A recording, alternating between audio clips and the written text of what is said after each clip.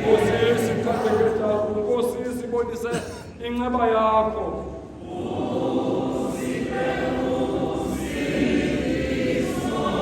Nkosi sindisa abaphathi belizwe lethu.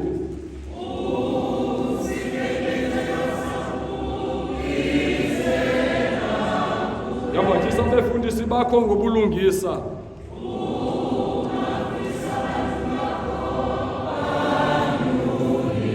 Nkosi sindisa abantu bakho.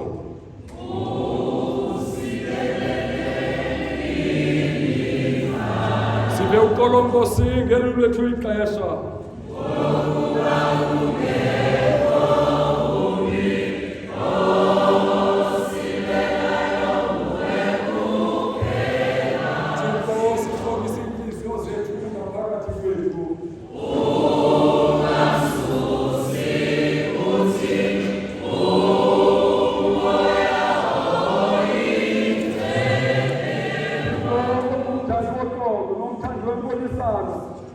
Ukuthi ubomi bethu obungaphakade kubekho ngwazi wena onkonzo ilukhuleko kanye uze usikele thina zicaka nezicakazana zakho ezidlulamileyo kuko konke ukulo kwentshaba zethu sesithi siqinisile kukuthembele kubuzweni kwakho nje singoyika amandla abo basuke beyimpibuthi ngenxa yamandla kaYesu Kristu inkosi yethu.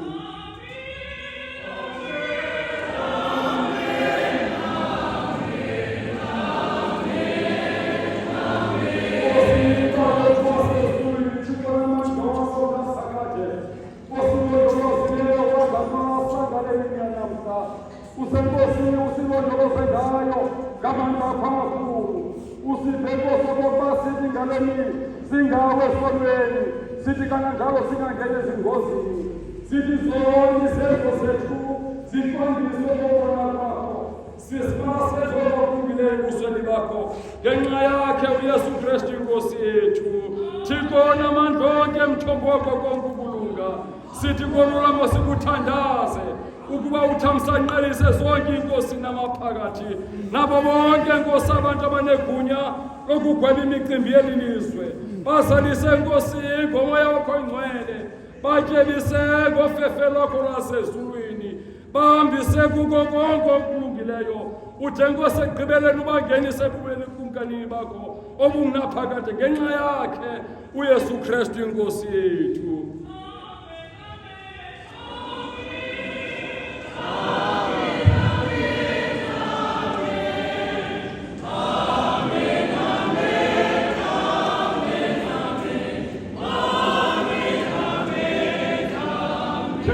Namandla ongaphakade kuphela koThixo wenzile imangaliso elikhulu hlisela bonke abefundisi bevangeli yakho nakuwo onke amabandla abophetheyo umoya ophilisayo wofefe lwakho uze uthi ukuze bakholise ngokwenene umane ubahlisele umethe wentsikelelo yakho yenza obunkosi ukuze kuthunyiswe umthetheleli wethu nomthandazeli wethu onguYesu Kristu Thixo mdali nomlondolozi kwabo bonke abantu siyakuthandaza ngokululamileyo ngenxa yentlobo zonke zabantu ukuba bazise indlela zakho nophiliso lwakho olulondolozayo ulwazise kuzo zonke inhlanga sithi ngokubalulekileyo sithandazela ikramente engcwele ekulo lonke ilizwe ukuba ihlale ngethamsanqa ize ikhokele iphathwe ngomoya wakho olungileyo bathe bonke abantu abazibiza ngokuba ngamaKristu bakhokelelwe endleleni yenyaniso bebambe inkolo nganhliziyonye bebambisene ngoxolo behleli ngokulungileyo sithi ke kugqibela sibabhekisela ulweni bakho wena yise wabo bonke abantu ababendezeleyo ngendawo ezithile emiphefumulweni nasemizinjeni nasekuhlaleni.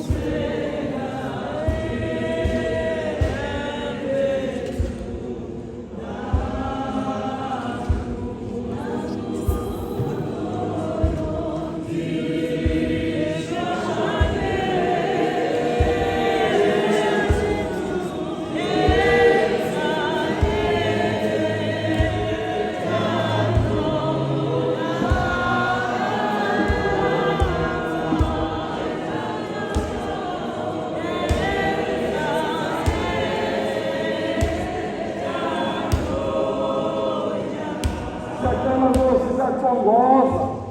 okokuba ubonwabise ubasize kusweleni kwabo ubavunyamezelwe ukuthwaleni kwabo ubunzima nempumelelo esikelelekayo kuzo zonke imbandezelo zabo sicela oku ngenxa yakhe uYesu Kristu.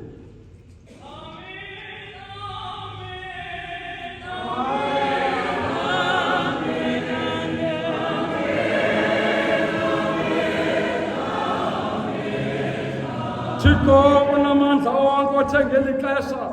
wasipha ufefe lokokuba sithi ngantliziyonye sikuthandaze thina ngabanye othe kanjalo Nkosi wasithembisa okokuba kothi yena njengoThixo wethu kwakuhlangana abantu ababini nokokuba ngabantu abathathu behlanganele egameni lakho baphi izinto abazicelayo yenza kaloku Nkosi njengokunqwena nokuthandaza kwethu